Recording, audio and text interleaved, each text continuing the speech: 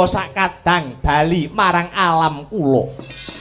Kawuni ngono Raden, wana marta menika kapirang dados pirang-pirang cacah nuninggih sisih kidul punika kasatriyan Jodipati, sisih ler Madukara, wetan Bumi Ratawu sarta ingkang pungkasan ingkang kilen kasatriyan Sawujajar.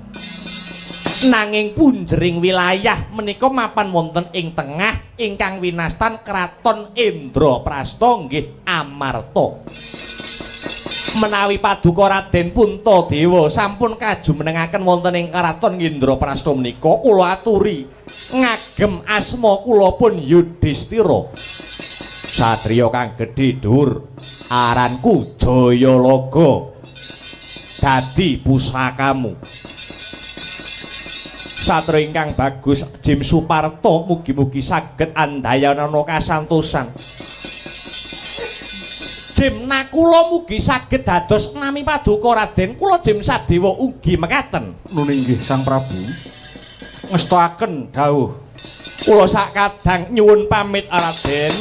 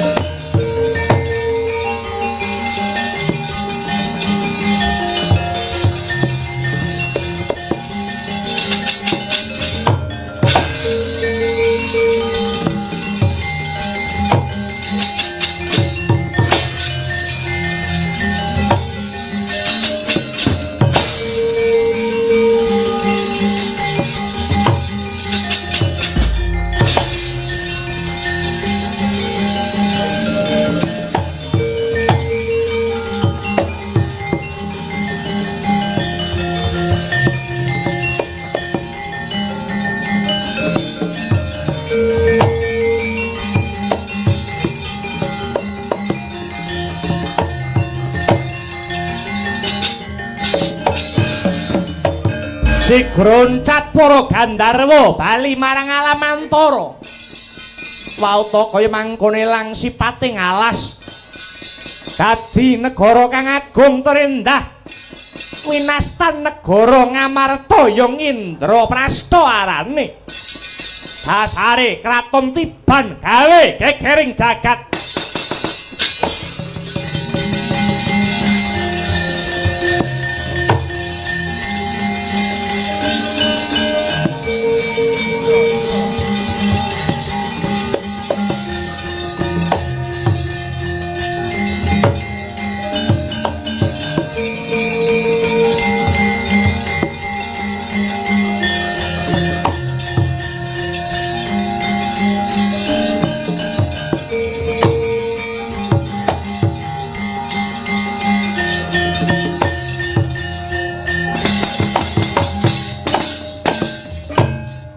Duh, pukulun Bathara Indra ingkang rawuh.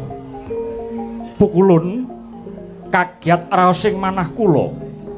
Boya penapa wigatosipun perlu amrepeki keng titah pun Puntadewa sakadang. Bong ilahing sekaring bawana langgeng. Nger Puntadewa. Sumurupa lamun prapta ulun mrepeki jeneng kita sakadang. Mung bakal paring pawarta kulup sejatine ing ripalungguhan iki negara Indraprastha ya negara Amarta wis binangun, wis dadi negara kang gedhe lan santosa. Lah sakwuse sira para Pandhawa sakadang ambabati wujuding Wanamarta kang sarta mrentani kang saka kuwi kulup supaya jeneng kita kulup Pandhawa antuk kamulyan lan katentreman kang sarta murih Ngendraprastha kene saya ayem tentrem gemah ripah loh jinawi. Gelaren wujuding sesaji Raja Suya minangka tandha syukuring para Pandhawa tumrap negara Ngamarta kang wis binangun iki kulup.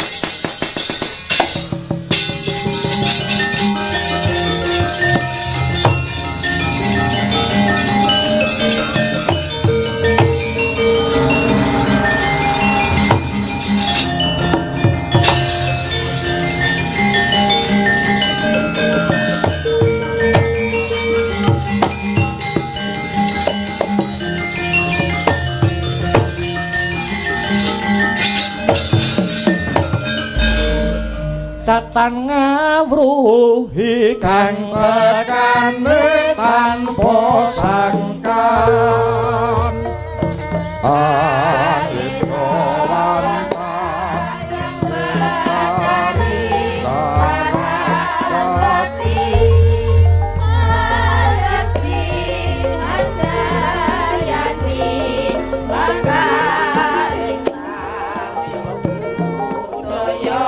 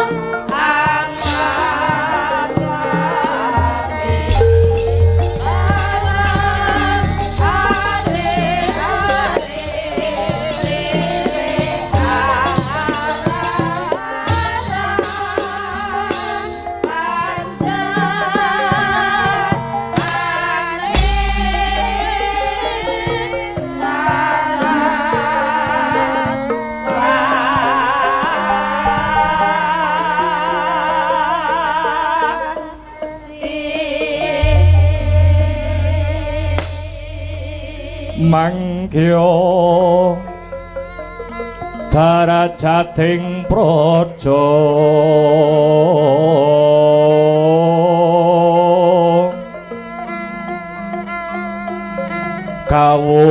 kawuryan wasunyaruri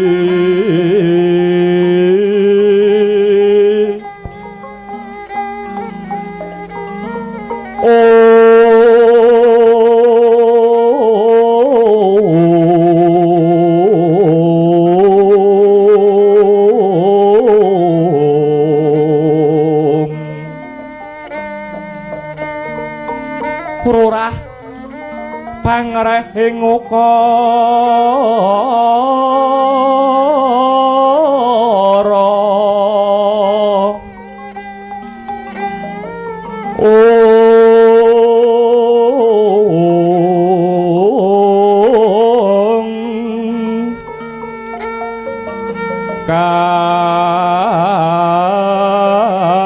karana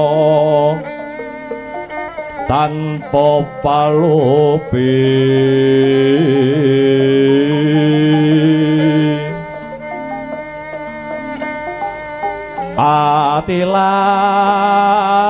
atilar tilas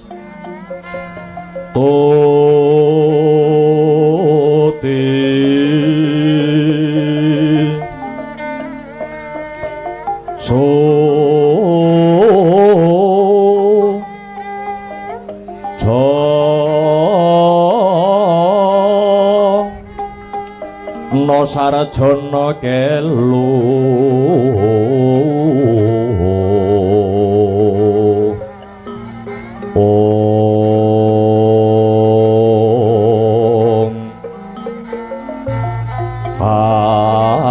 alung-lun kala tidha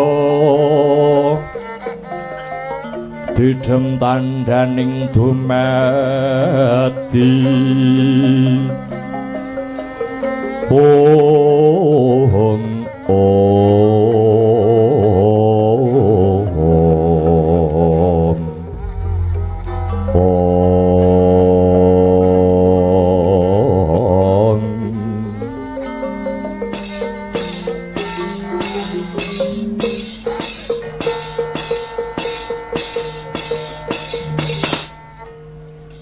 yang suksma adiluwih payungana marang panjenengan ingsun kang sepisan ora lali ngunjukke puja puji syukur kunjuk mring Gusti kang akarya jagat kang wis malimbarke berkah kanikmatan kaselamataning urip tumrap Prabu Puntadewa sumrambaing para warga Gung kang mapan ana negara Ngamarta kene Yayi Werkudara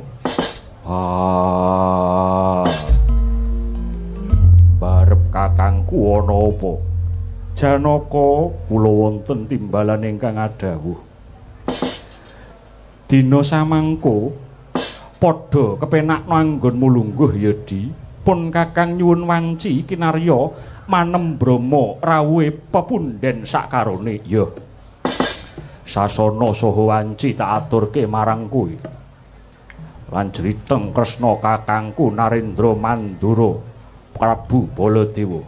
Matur nuwun Bimasena.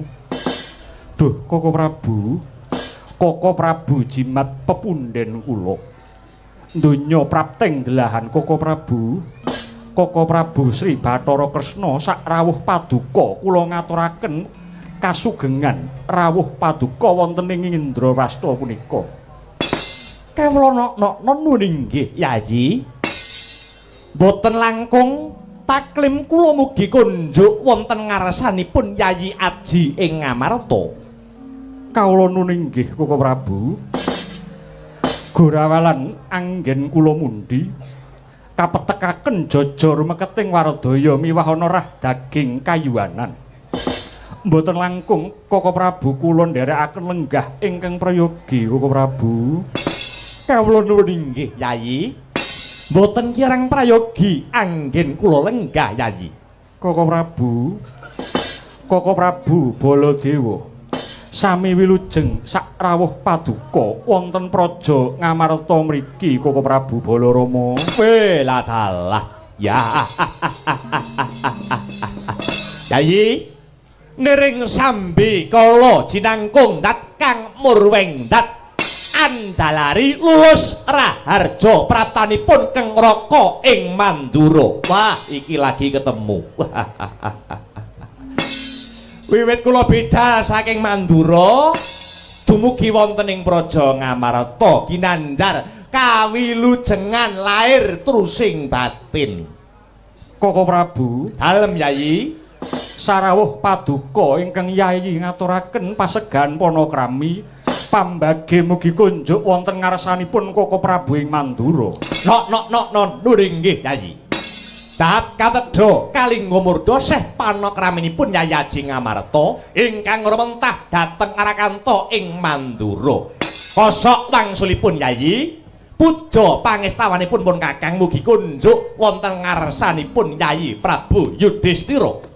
Nuninggih Koko Prabu, kula tampi adamel bombong jroning penggalih. Sumangga Koko Prabu kula dherekaken lenggah ingkang prayogi. Nuninggih Yayi. Karaos mboten kirang sekeca anggen kula lenggah Yayi. Yayi, kadangipun Kakang Yayi sami aji. Kula wonten dawuh Koko Prabu. Lan kadang-kadang kula Pandhawa sanesipun kawuningana. Praptanipun Kakang sarimbit ing negari Ngamarta sepisan tetinju marang kaiwananipun para kadang kula Pandhawa. Puja puji syukur marang Gusti Kang Karya Jagat yen to kadang-kadang kula ginanjar bagas kewarasan. Dene ingkang angka kalih kula ngaturaken alam oneng, alam punika tembung lawas, oneng punika kangen. Awit sampun sawetawis candra kula mboten saged wawan pangandikan kanthi pratitis kadidene dinten sak mangke. Lah, dungkap ingkang angka 3 Yayi. Ugunipun kula tuwuh tandha pitakon sajroning batos karana tri ari ingkang sampun kawuri. Tegesipun 3 dinten kepengker kula nampi nawala ingkang dipun tapak astani dening Yayi Prabu Sami Aji ingkang suraos sing tulis ngandharaken bilih sakmenika kula tinanggenah sowan wonten Yayi Prabu ing Ngamarta. Pramila saking menika kula Kang Raka Dwarawati nyuwun dawuh baya wonten wigatos ingkang pundi dene kula tinimbalan sowan Yayi tan prabeda Kang Raka ing Mandura. Kula ugi mekaten pramila saking menika muka menawi boten wonten bab ingkang wigati. Sumangga Yayi kepareng winadara ing kathah ana tetembungan klungsu-klungsu pun Kakang nderek uduh. Ngudari reruwet majangake pepeteng. Monggo Kang Raka sumedya ngangkulungaken jangga nilingaken karna nyadong rumenting sabda sabdanipun Yayi Aji Ngamarta. Premara neh mangus wamya ngambreng Hati karonaning kaswasih ring marga memalatgung risang gondo mastrat maca leng-leng lalu manguladi Surya mangrangsang wayah Surya mangrangsang wayah Bumya samara wayanto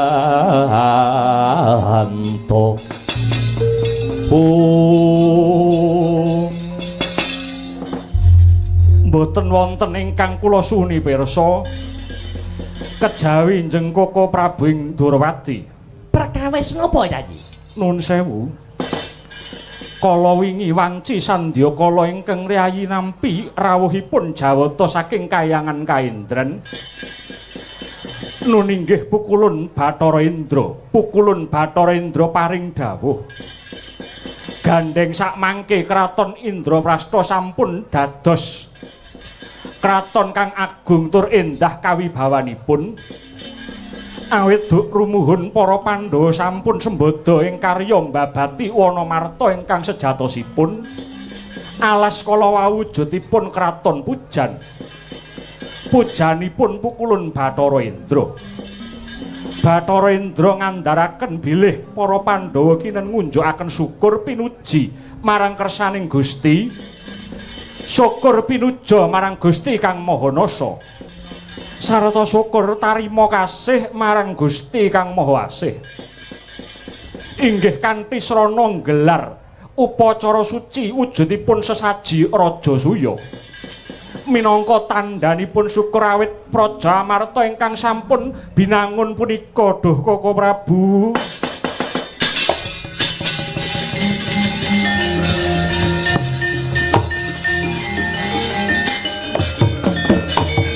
Kagatris ono ing Yayi. Samendang tan karempit dawuh pangandika paduka. Upacara sesaji Raja Suya menika mujudaken upacara suci tandha tarima kasihipun titah dumateng Hyang Mahanasa. Tuhu menika gegayuhan ingkang sae Yayi. Nanging Koko Prabu, Kados pundi? kula dereng dungkap. Kados pundi syarat sarananipun gelaring Raja Suya menika? Yayi.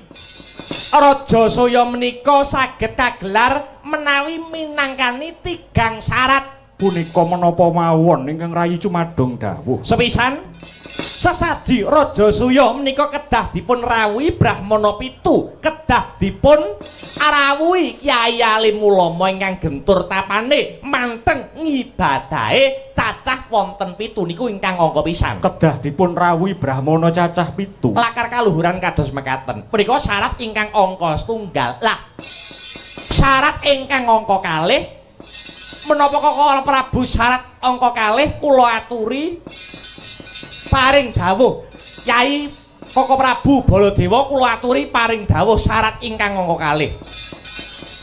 Angka kalih menika syarat-syaratipun kedah dipun rawuhi 100 ratu 100 negara kang kanthi gambira marwata suka droning nala angrawuhi undanganipun Nyai Prabu ing Amarta. Ingkang boten sarana kepeksa. Nggih, menika syarat ingkang angka kalih. Lah suprandene syarat sarana ingkang pungkasan kedah mujudi tumbal utawi pangorbanan ratu ingkang sipatipun angkara murka, tegesipun Yayi Prabu Puntadewa kedah mejahi ratu ingkang dados sukertaning jagat simboling angkara murka wonten ing lumahing dawana uriping akasa. Waton syarat sarana ketiga menika sampun saged dipun sembadani paduka sakadang saged nindakaken utawi ngadani upacara syukur wujudipun sesaji Raja Suya kala wau Yayi. Koko Prabu, Kula Yayi trawaca dawuh pangandika paduka Koko Prabu, nanging nyuwun sewu Koko Prabu, menawi syarat ingkang angka setunggal lan angka kalih ingkang kedah ngrawuhaken Brahmana cacah pitu lan ratu 100 negara punika kula kedah nyembadani. Namung Koko Prabu, syarat sarana ingkang angka 3 kedah mawa tumbal utawi pangorbanan punika ingkang sanget boten condong kang sarta rumajang wonten ing penggalih kula Koko Prabu. Dasaripun menapa Yayi? Mekaten. Dasaripun mekaten. Menawi upacara saji Raja Suya punika kedah kanthi srana mejahi tiyang ingkang boten darbe dosa, boten darbe kalepatan dhateng para Pandhawa. Awrat raosing manah kula. Awit para Pandhawa punika gandrung kalian karukunan lan kautaman. Lan para Pandhawa menika gandrung kalian rasa manunggalan. Menawi kedah wonten ingkang dipun tumbalaken, nuwun sewu langkung prayogi kula mboten siyos. Kula mboten siyos ngawontenaken sesaji Raja Suya punika, duh Koko Prabu.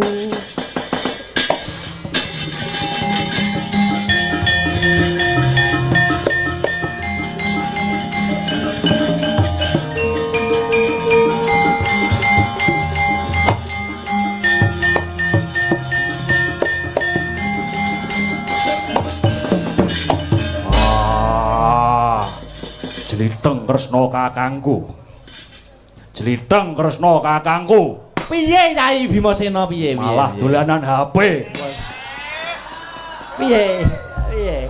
Nek males iki engko. Piye? Sorry Yayi, sorry. Ana panggilan mendadak saka manca negara kang ora kena diwakili. Iki urusane negara. Aja buka HP. Ora. Piye Yayi? Piye? Piye Dara? Piye? Aku tak takon karo kowe. Takon yen takon sing angel pisan, eman-eman utek golek mikir. Nek perlu golek ana ning Google ning HP-mu. Aku tak takon karo kowe. Lehmu srawung karo Pandhawa iki jane wis pirang taun? Ora kena ditung nganggo gantalan taun lehku srawung karo para Pandhawa bebasan. Wiwit jejabang nganti crapang, wiwit indil-indil nganti ondol-ondol, ngono. Tegese kowe wis suwi lehmu srawung karo para Pandhawa. Ya wis suwe to ya.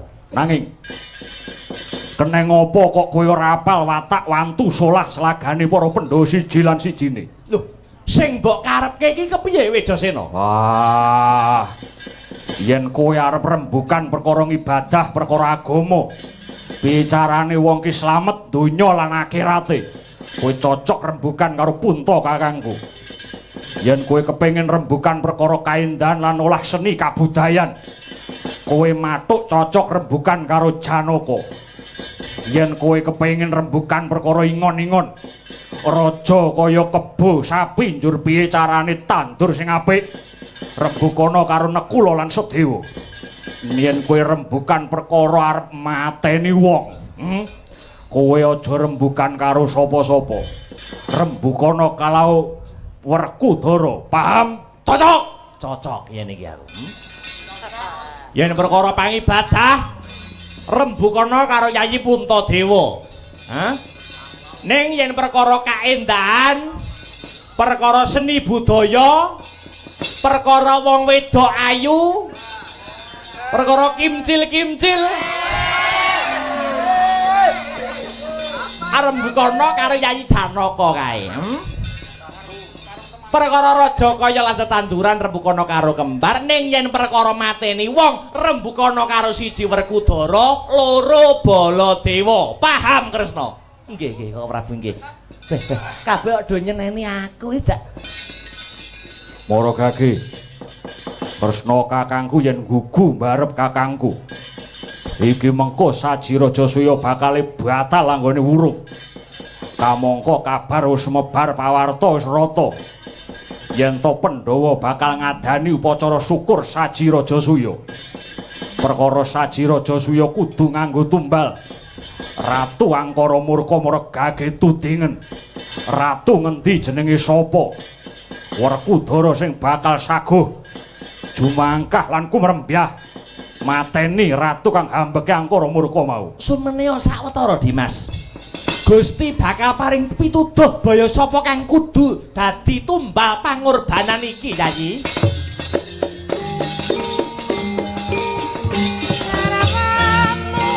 Dadi turut anut sumarang ring Gusti.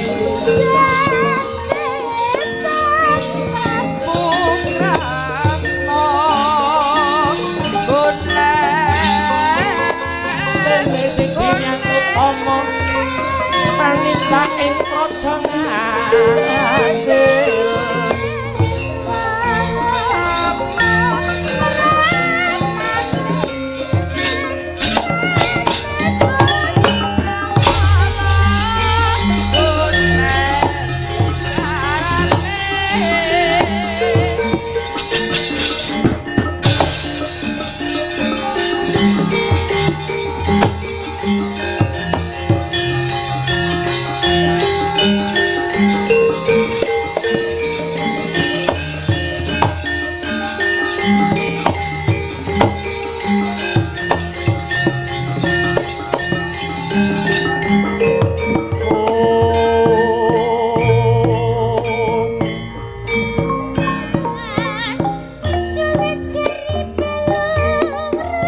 lagi colalan sabdo regang sumewa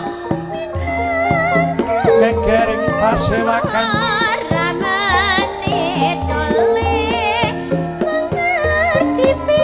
kathah samya ngareka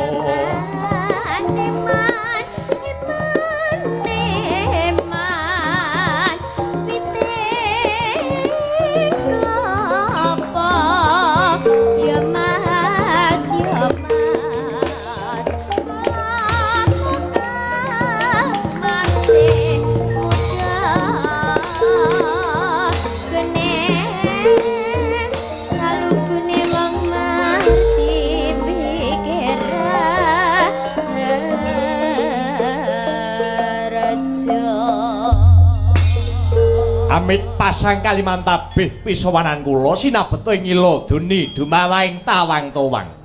Sang Prabu ora teges aku angkuh ning aku wae nembe weruh mula aku mitambuh sinten to paduka ingkang nembe rawuh. Lho nggih.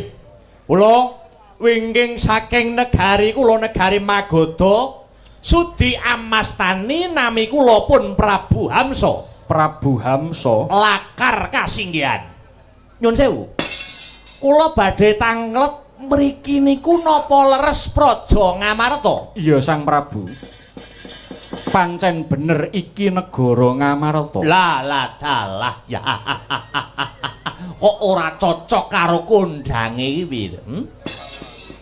Kiblat papat lima pancer ngandhakake yen to negara Ngamarta kuwi negara kang gedhe, negara kang kondang kaonang-onang, kajuara saindenging jagat raya. Tinemune jebul nyuwun sewu nek dibandingke kalian negara kula, negara Magoda mboten wonten sak emput-emputipun. Negara Ngamarta jebule negarane cilik, lemute akeh. Nggih wontenipun kadhi mekaten. Anane ya kaya ngene Prabu Hamsa. Lho, lajeng sing jejuluke Prabu Puntadewa niku priyayine sing pundi priyayine? Nuwun sewu. Prabu Puntadewa iku ya aku panjenengan ingsun. Lah dalah, jenengan niku Prabu Puntadewa. Iya. Tak kira ratu gagah, ratu gedhe dhuwur, godhek wok simbar jaja pating grantong otot bebayune, tibake nyuwun sewu menyayat kaya wong cacingen. Nyuwun sewu lho niku, nyuwun sewu. Kresna kados pundi Yayi? Kok Prabu ngantem indase wong iki hukumane pirang taun? Sabar to, sabar. Ana tembungan innallaha ma'asabirin. Artinya aku wis ngerti kuwi tegese. Tegesipun napa? Sekali merdeka tetap merdeka to. Njaluk digendir Mas aku. Wong sabar dadi kekasihing pangeran. Ya. Sang Prabu, kados pundi? Lah banjur ana parigawe apa dene? Kowe rene. Pripun? Prabu Hamsa. Nyun sewu. Ngaten. Kula nampi dawuh saking ratu Gusti kula nuwun inggih Prabu Jarasandha ing negari Giribajra. Nuwun inggih jejuluk Prabu Jarasandha. Prabu Jarasandha ki ngutus panjenenganmu. Nggih, ngutus apa? ngaten. Ripalenggan samangke praja kula praja Magoda nembe ke taman pagebluk larang sandang kang sarta pangan sumebaring penyakit ingkang boten kenging dipun kendhaleni paribasan esuk lara sore mati sore lara enjing dumugi ning pralaya. Pramila sinuwun prapta kula wonten ing negari Ngamarta mriki namung badhe nyuwun payung pengayoman wonten Paduka Sinuwun Prabu Puntadewa. Paduka Sinuwun Prabu Puntadewa nalindra ing negari Ngamarta ingkang kagungan wujudipun pusaka jimat jamus Kalimasada. Rak nggih ngoten to, rak nggih ngoten to. Iya pancen kepara nyata. Mila sinuwun mboten ketang sak gebyaring cah leret. Kula pun Prabu Amsa badhe ngambil pusaka negari Ngamarta wujudipun pustaka jamus Kalimasada kala wau kinarya usada praja kula negari Madgada ingkang nembe ketaman pagebluk. Mugia wonten lilaning penggalih andika sinuwun awit Prabu Puntadewa menika sampun kundang ratu sing duweni kesabaran ingkang linangkung. Aja to bandane nyawane wae yen dinaluk bakal diwenehake yen kanggo sedya kabecikaning para bebrayan agung. Mila monggo sinuwun keparenga pustaka jamus Kalimasada badhe kula ampil yen pancen kudu mbayar pinten prabeyane badhe kula sagahi. Kula menika ratu sugih, bondo sugih bandu. Bondo kula ibarat ditawu kaya banyu pitung turunan ora bakal ana enteke. Pinten probeyane pira ragate kinarya ngampil Kalimasada. Yen perlu Kalimasada kula tukune malah langkung prayogi. Bratasena di piye? Iki tak pasrahke si Adi wae perkara iki, Yayi.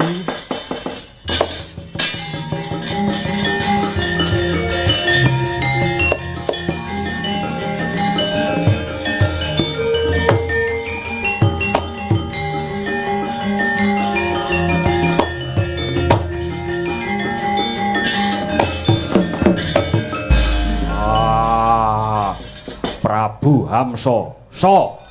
Hamsa. Pripun kados pundi? Kowe wis wanuh karo aku durung? Dereng.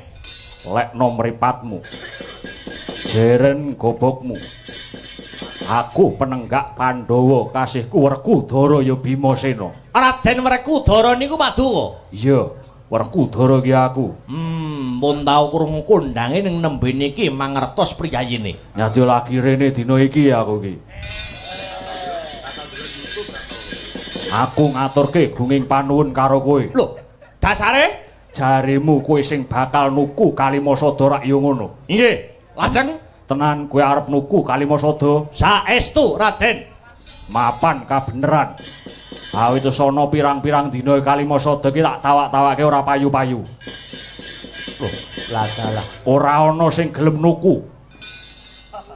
Wis berarti kebeneran. Kebeneran kula berarti. Yo, pancen kowe kepengin nuku wujude Kalimasada. Kowe kudu nuhoni syarat saranane. Oh. Lajeng syarat sarananipun menapa, Raden? Perkara nyang-nyangan regane Kalimasada aja ning kene. Entenono tapel wates Ngamarta kono. Lan gawa paseksen. Lajeng paseksenipun kados pundi, Raden? Aku njaluk disekseni. Wadya balamu segelar sepapan sing pancen usikep gamaning ayuda. Paseksen kok ngaten? Gelem kuwi ra gelem ya wis luwung tak dol ning mulya. Nggih, senika setaken dawuh. Kula kedah ngentosi dhateng tapel wates negara Ngamarta. Menawi dhateng mriki aja nyang-nyangan rega ning kene, ning ngarepe wong akeh saru. Isih kelawan karo para pepunden sing padha lenggah. Ning tapel wates negara Ngamarta. Kowe adu arep karo Werkudara aja lali. Wadya balamu siagakno kinarya paseksen Kalimasada sing arep mbok tuku. Lho nggih, ngestaken dawuh. Menawi mekaten kula nyuwun pamit, Raden. Yo, sing ati-ati. Ingkang sami lenggah Prabu Amsa nyuwun pamit jengkar saking Stinggil. Yo tak pangestoni muga-muga lepas paranmu jembaro kuburmu yo So Amsa.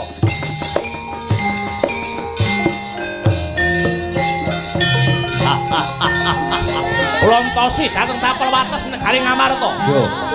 Tenono ning kono.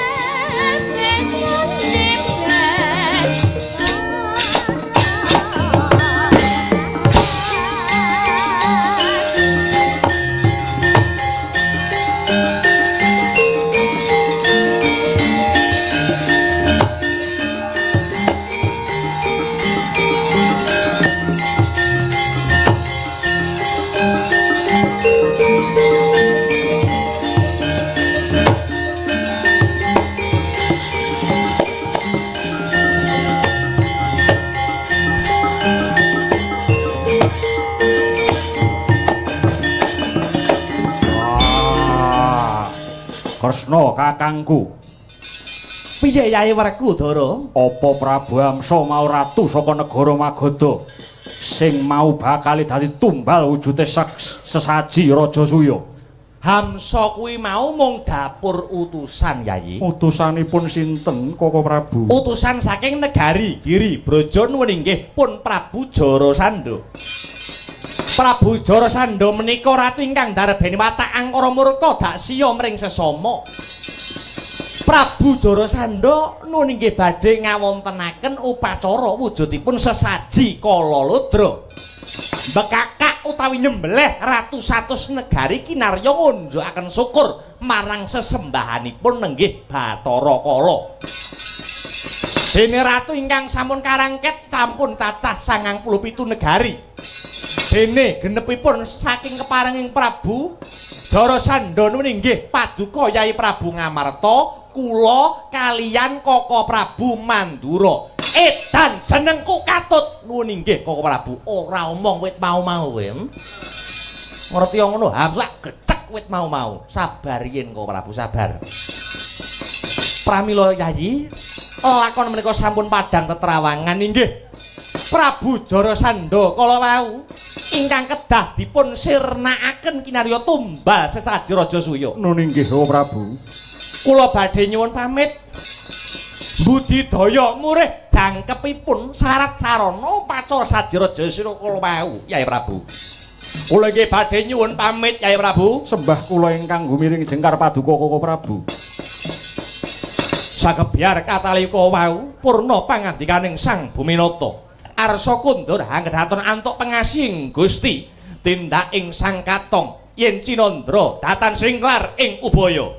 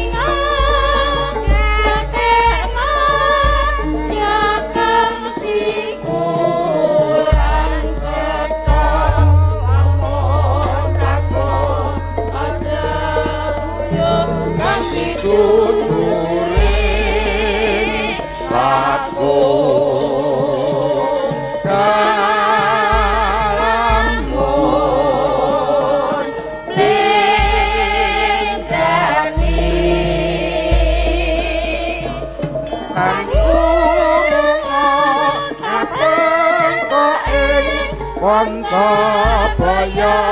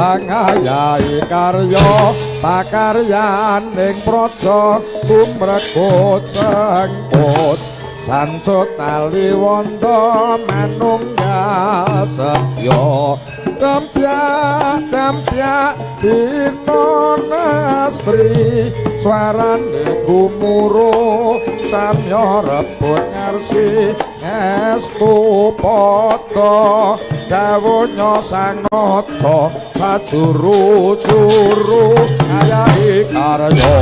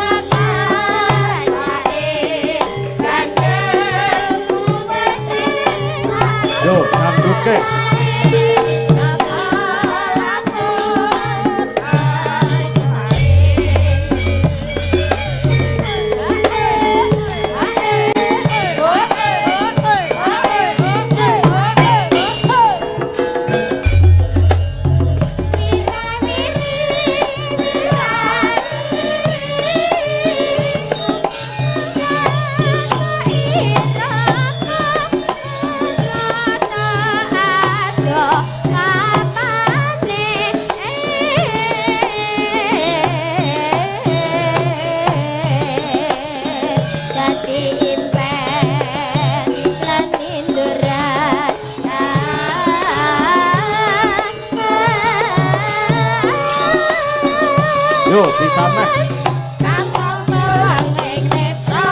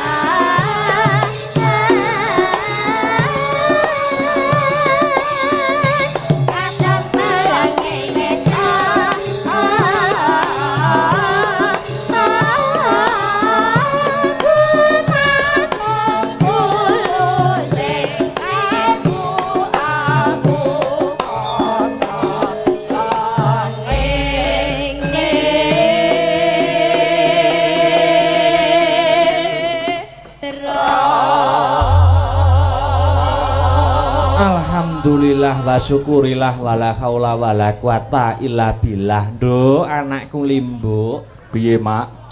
Leren dhisik ya, Nok. Yo. Nganggo ambekan dhisik. Heeh. Ora ana tembung kang luwih endah kang kudu diucapake kejaba mung puja lan puji syukur kunjuk marang Gusti Allah Subhanahu wa taala. Gusti kang murbeng dumadi Allah Subhanahu wa taala, Nduk. Oh iya, Mak. Heeh. Mergane apa? Mergane awake dhewe ing bengi iki isih diparingi nikmat kelawan pangeran, nikmat sehat, nikmat sempat. Mokal mo nikmating pangeran awake dhewe, aku Kang sarta kowe bisa kumpul bengi iki seneng-seneng lek-lekan tirakatan bareng ana ing kene, Nok. Ngono ya, Mak.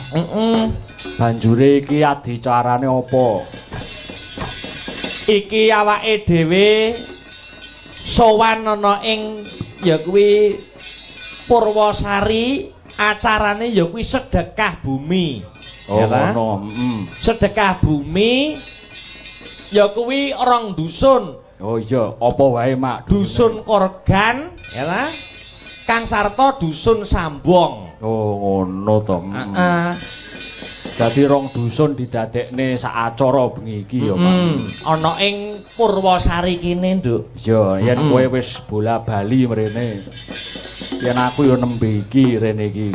Oh, iki ora jane perkara aku. Ora biasane iki ora perkara kok aku sering ning kene ora. Iki golek nuansa beda ya to. Heeh.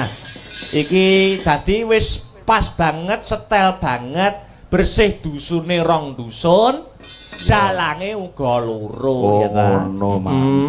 Nuansa beda biyen-biyen. Yen ora kleru wis ping pindho aku sowan marak mangarsa ana ing pepunden kene. Oh, iya. Ning iki nganti ya kuwi karo kowe anakku Limbuk. Oh.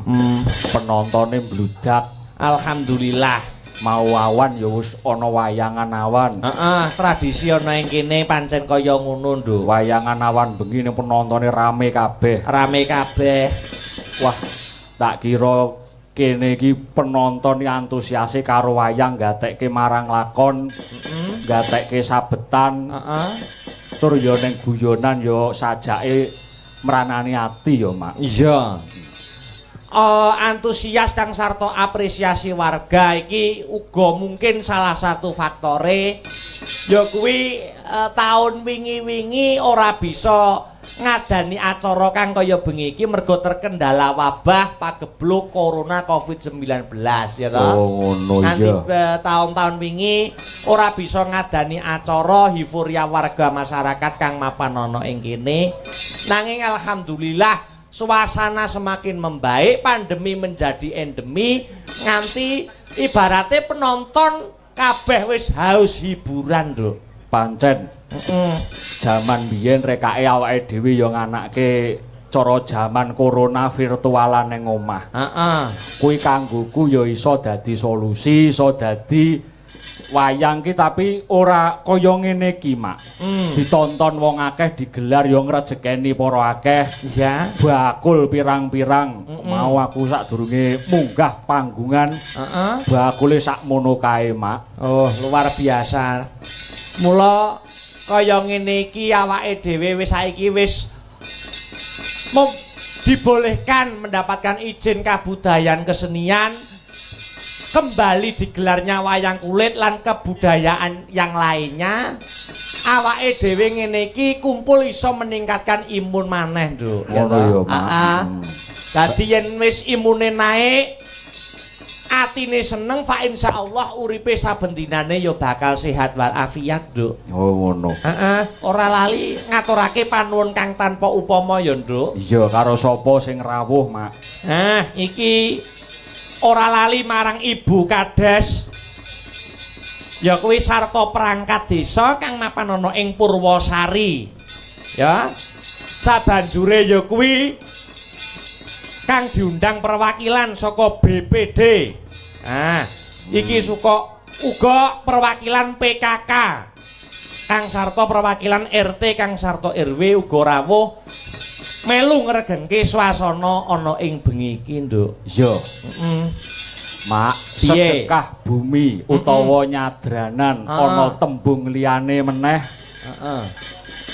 Kuwi bersih desa. Ana rasulan. Ana rasulan. Yen sedekah bumi kuwi bumine disedekahi. Piye nek menurut pawasanmu piye, Nduk? Yen kanggoku sedekah bumi kuwi asile bumi. Heeh. Sing wulu pametu saka bumi iki yen panene malimpah di nggo bersih desa ngene iki di sedekahne nggo bumine. Wujute ya rena-rena yen iso daharan ya monggo. Yen iso wayangan ngene iki ya silahkan. Ana meneh bersih desa kuwi resik desane, Mak. Oh ngono. Nah, ana meneh sing ngarani nyadran. Kuwi saka tembung sadre. Sadre kuwi tegese ngurmati para leluhur sing wis mbabat desa kene, Mak. Ngono kuwi. Beda-bedane. Mula awake dhewe berbanggalah masyarakat kang mapan ana ing Purwosari, ya kuwi mapan ana ing Dusun Korgan, Dusun Sambong. Iki kudune berbangga. Banggane piye? Di tengah kemajuan globalisasi, kemajuan teknologi nanging isih ana daerah sing masih mempertahankan budayanya yang menjadi karakter jati dirine awake dhewe dadi wong Nuswantara, nyadran bersih desa ya ta? Oh ngono. Iki bentuk karaktere wong Nuswantara sing mengajarkan kebersamaan, kegotong royongan lan liya-liyane, ngono. Iya, iya, Mula patut diacungi jempol awake dhewe bisa sowan mapan ana ing kene, Nduk. Yo, aku melu seneng, Mak, matur nuwun. Lan kowe ing bengi iki ndongake apa marang para warga masyarakat kang mapan ana ing kene, Nduk? Sing tak dongakne masyarakat lan desane uga dusun loro sing minangkani adicara bengi iki, Mak. Dongane kuwi mbiyen, ya toh? Ya. Saiki kudu luwih apik tinimbang biyen. Banjur masa depan kudu luwih apik tinimbang saiki. Amin. Kuwi dongane bersih desa sedekah dusun kuwi ya nggur ngono kuwi. Heeh. Sing penting kawulane masyarakate maju berkembang lan sejahtera ngono wae, Mak. Amin, amin. Karo dene tak kira miturut pamanggihku, Nduk. Piye, Mak? Sedekah bumi kang diadani mapan ana ing kene iki temane ora ana liya kejaba mung tema kebersamaan, gotong royong kang sarta nasionalisme ketitik. Ngono. Acara sedekah bumi kang mapan ana laladan kene ya kuwi pas ana ing bulan Agustus, bulan kemerdekaan bagi negeri Indonesia. Wis dadi kawajibane awake dhewe. Heeh. Dadi masyarakat Indonesia, bangsa Indonesia. Heeh. Kudu tansah bangga duwe negara Republik Indonesia iki, Mak. Amin. Mula acara sedekah bumi Kang Sarta ngepasi wulan Agustus ibaratnya tumbuh oleh tutup. Mergo mengajarkan tentang kegotong royongan, kebersamaan, jiwa nasionalisme. Oh, ngono ya. Mula sadurunge nembang sing akeh-akeh ngedeke para bintang-bintang tamu, arep ora ngaturne ana apa? salahe yen ngumandangke lagu-lagu kemerdekaan, Nduk. Ya. Heeh. Kowe yen ngerti lagu kamardekaan lancaran 45 bangsane ngono kuwi barang to? Heeh. Kuwi anggitane sapa, Mak, yen ngerti? Lah yen miturut kowe iki anggitane sapa, Nduk? Wah. Apa-apa kok diuncalne nang aku. Mangsane kene iki perpustakaan berjalan mau piye? Piye? Ngene, Mak, ngene. Lho sing tuwek iki aku iki jane roh ning ngekeki kowe kan anakku to, Nduk. Ngekeki jajal sepiro jembaring kawruh kowe. Saiki aku karo kowe ning kene iki tuwa kowe, wong kowe nyekel cangike, aku nyekel limbuke lho. Heeh. Ngene. Ngene maneh. Piye? Wis watuka sik. Piye? Awit mau grag-grog ngene. Heeh. Lancaran 45 kuwi saire sing ngripta Presiden pertama Republik Indonesia. Insinyur Soekarno. Lah kene yo ngerti ngono. Lho, aku wis ngerti kandhane mung pengen njajaki kawruhmu, Nduk. Nah, terus sing ngaran semen. Heeh. Kuwi Kinarto Sabdo saka Semarang. Semarang kuwi mesti, ya ta? Iya ta? Heeh. Sik to. Kowe iki aja takon genti pitakon kowe cakil ae rumangsamu iki. Ayo dikumandangke. Iya. Karepen menggugah mengkobar jiwa masyarakat kang mapan ana ing kene. Sing wis digarap karo kanca-kanca asta brata nganjuk. Mesti. Ya monggo piye? Bukane saka beduk. Heeh. Sing seru balungane sing kencleng. Heeh. Nek ceklek ya sesuk gawe neh. Monggo lancaran 45 digarap medley dados.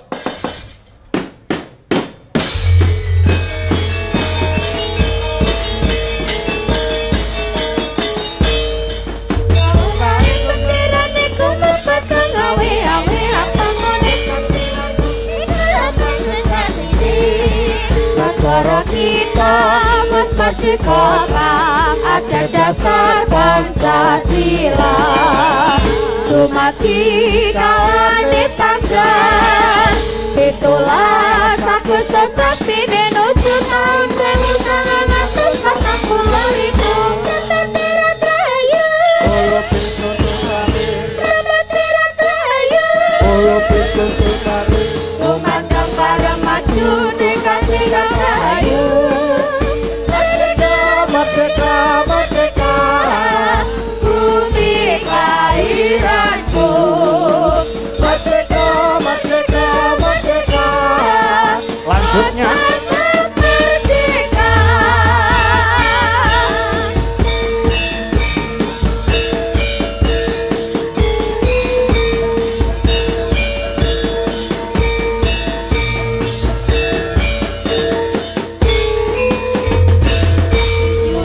Agustus tahun 45, itulah hari kemerdekaan kita.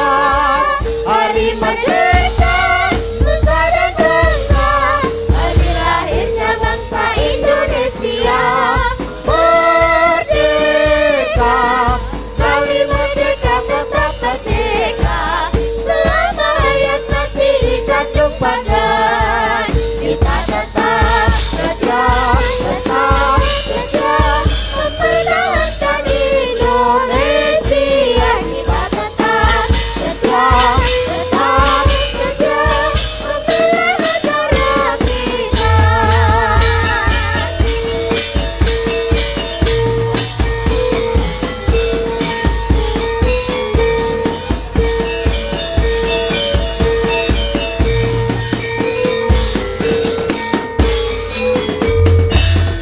Garuda Pancasila, Akulah pendukungmu, patriot proklamasi, setia berkorban untukmu. Pancasila dasar negara, rakyat adil makmur sentosa.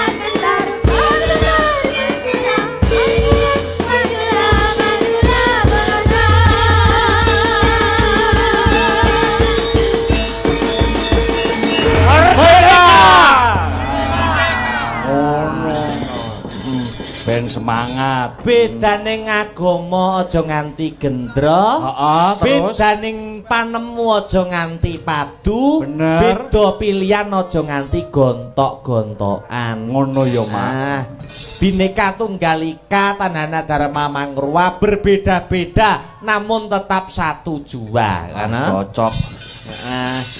Mula awake dhewe kudu nulat semangat juwange para pahlawan kusuma bangsa biyen. Berjuwange perang musuh penjajah. Senjatane apa? Mung nganggo pring dilincipi. Nanging kok iso ngancik kamardikan mergo apa? Mergo semangat kebersamaane, persatuan dan kesatuan kuwi pusaka sing paling ampun, Nduk. Iya, mulane kuwi ana apa wae negara Indonesia iki aja nganti congkrah. Yen ana perkara ayo padha ditelaah, aja gagap gugup garagapan. Ngono ya. Dadi wong ya aja gupuan. Oleh info ngene terus langsung diviralne, oleh info ngene jebul kleru kadung viral nggih klarifikasi kaya ngono kuwi. Kanggone masyarakat Indonesia kudune menelaah di ulang tahun Indonesia sing kaping 77 iki, Pak. Iki uga di live streaming Nduk pagelaran pertunjukan wayang pada malam hari ini. Ngono ning channel awake dhewe. Asta Brata Media. Bener. Jadi pagelaran pada malam hari ini ora mung bisa dipirsani lumantar ana ing lokasi Purwosari kene, ning uga dipirsani lumantar channel YouTube bisa ditonton wong sak donya, Nduk. Yo. Teknologi rumangsaku ya wis canggih. Biyen ning ndi kudu nyusul nek wayangan nonton ning kono saiki wis canggih kari ning omah. Nyawang HP-ne utawa laptope disetel streaming YouTube lak yo ngono to, Mak. Ning yo ora nyuda penonton sing rawuh ning lapangan kene iki. Para warga masyarakat, Ibu Kades, Bu Umi, ya ta? Ade ngaturake panuwun, kadese cantik. Uga Pak Kasun kang mapan neng Kurgan bahwa Kurgan bahwa Sambong, Pak Mujianto, Pak Sandi, iki diucapke matur nuwun kabeh ya, Nduk. Wah, iya ya cocok. Luar biasa. Yo ki nggo nggayengke swasana ana ing bengi iki Cak Komet CS, Nduk. Oh, ana bintang tamune. Sing wis dianti-anti kelawan